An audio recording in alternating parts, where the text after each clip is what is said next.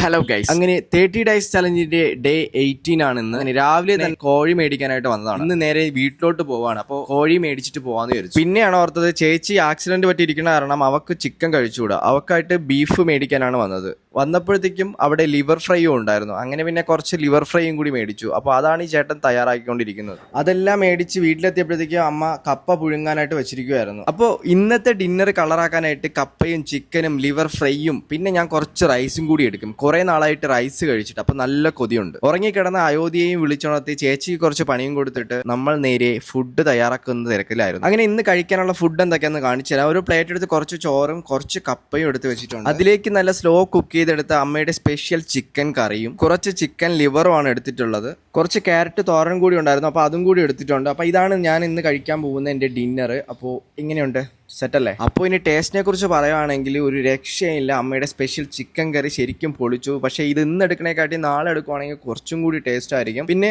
നമ്മൾ മേടിച്ച ലിവർ ഫ്രൈയും ആ ഒരു കപ്പയും ചേർത്ത് കഴിക്കാനൊക്കെ അടിപൊളിയായിരുന്നു. അപ്പോൾ അടുത്തൊരു കിഡിലൻ പവർ വീഡിയോ ആയിട്ട് വീണ്ടും കാണാം.